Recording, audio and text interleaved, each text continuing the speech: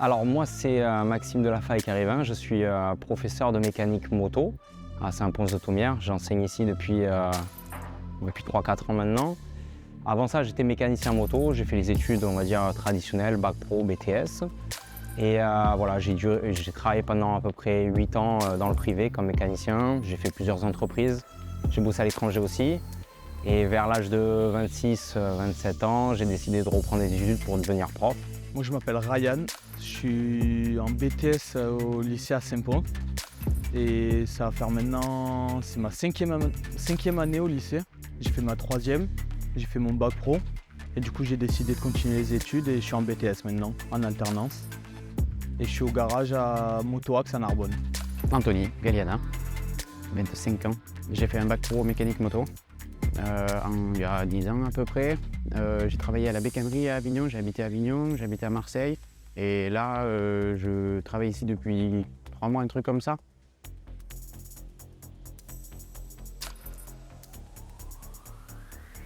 En cours, on va plus perfectionner là, par exemple côté vraiment mécanique moto. Concrètement, le BTS est accessible après un bac pro dans l'idéal, mais un bac technologique ou autre, ça fonctionne aussi. L'objectif, c'est de former les jeunes sur de la haute technicité, donc du diagnostic, qui soient vraiment à l'aise sur la recherche de panne. La première année, on travaille beaucoup sur les bases de la mécanique et l'année d'après, on part sur du diagnostic un peu plus poussé avec des outils un peu plus complexes à utiliser.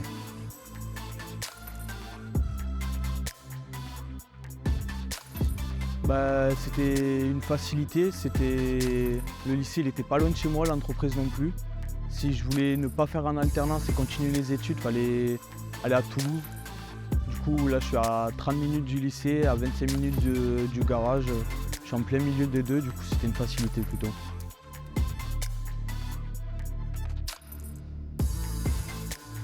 Pour une entreprise, c'est intéressant dans le sens où, par exemple, Ryan, il a été pris au tout début de ses études. Donc, entre guillemets, c'est un pari. Mais l'entreprise modèle l'employé vraiment à sa sauce, au fonctionnement de l'entreprise, etc. Et il lui apprend certaines compétences qui vont le servir plus tard à l'entreprise. C'est pas pareil que de prendre un employé qui a déjà une méthodologie d'une autre entreprise. Parce que toutes les entreprises ont une méthodologie, il y a des petites différences. En gros, pour moi, ce que je trouve intéressant de prendre un alternant, c'est de vraiment faire un employé à sa sauce. Améliorer significativement les compétences, puisqu'en fait, ils vont pouvoir mettre en pratique directement ce qu'on leur apprend à l'école ou ce qu'ils ont appris dans le passé. Et c'est vrai que quand on compare des apprentis et des élèves qui font un BTS ou des études de façon plus traditionnelle, scolaire, on voit qu'il y a une belle différence de compétences, vraiment sur le plan pratique. Quand tu es jeune, etc., tu as besoin d'un petit peu de monnaie. Donc quand tu es en alternance, déjà tu as le fait de couper aussi de l'école, de faire de l'école tout le temps. Si tu aimes bien l'école, etc., ça va, mais si c'est un petit peu compliqué à l'école, ça te fait couper aussi, rentrer dans le monde du travail. Et un patron, quand il va t'embaucher plus tard, si tu as fait une alternance, il va être plus amené pour moi à te prendre que si tu n'avais pas fait d'alternance. Là, quand tu passes un mois complet d'affilée au garage, tu vois comment ça se passe au niveau des attentes des pièces, des clients, comment ils sont contents, mécontents selon l'attente des pièces. Tu peux voir réellement, tu peux suivre ton chantier complet. Donc tu apprends pour moi le vrai travail et le côté manuel, on va dire. À l'école, tu apprends le côté théorique. Au garage, on va faire de tout. D'un véhicule, il peut dater de 1980 où il y a 3 fils électriques sur le véhicule, à un de 2022 où il y a beaucoup d'électrique et on apprend une grande plage de véhicules.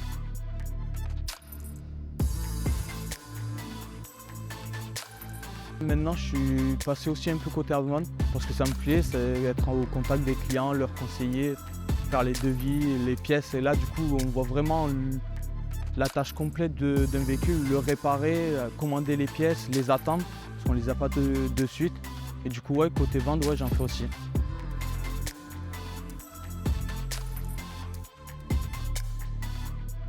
Je pense que la chose que doivent garder en tête les apprentis, c'est qu'il y a aussi pas mal de travail à la maison et qu'il faut vraiment suivre les cours en présentiel avec les enseignants, poser des questions quand on n'a pas compris. L'initiative, prendre des initiatives et écouter ce qu'on lui dit.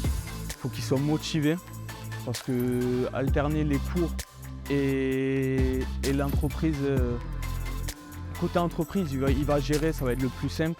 Mais vraiment côté cours, reprendre les leçons après, quand tu as passé l'entreprise, reprendre les leçons. Il faut vraiment être motivé à vouloir avoir son BTS pour pouvoir le faire.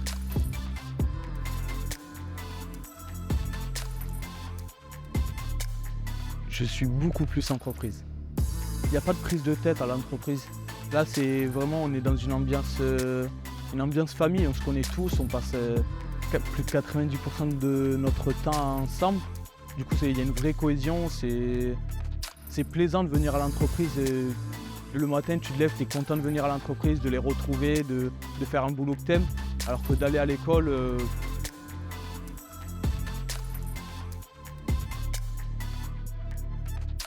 Oui, clairement. Clairement. Ouais. Un patron qui voit un CV avec marqué apprentissage va être plus à même de le prendre et de l'embaucher qu'un jeune qui ne l'a pas fait. Ah bah oui, forcément. Forcément, puisque ce qui est bête entre guillemets maintenant avec les recherches d'emploi, c'est que soit le patron il va chercher beaucoup d'études, un bac plus 22, ou alors il va chercher 22 ans d'expérience. L'avantage, je trouve qu'avec l'alternance, c'est que tu ne sors pas juste d'un bac avec juste un bac. Moi, comme moi j'ai fait, j'avais juste un bac mais pas d'expérience professionnelle, à part les stages, mais c'est des stages, c'est pas du tout pareil. Donc là, un patron, il aura, même si par exemple Ryan, après son apprentissage, il part dans une autre entreprise, il sait qu'il a déjà des heures de vraiment bosser.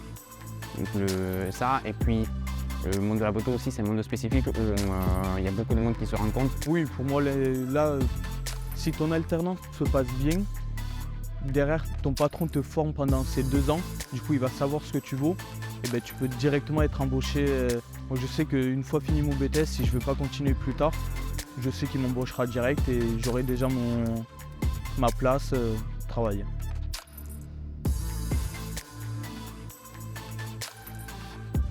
Plus ou moins, je me penche vraiment peut-être dans les études d'ingénieur, voire continuer plus loin, soit côté ingénieur, ou soit partir dans le côté compétition de la moto.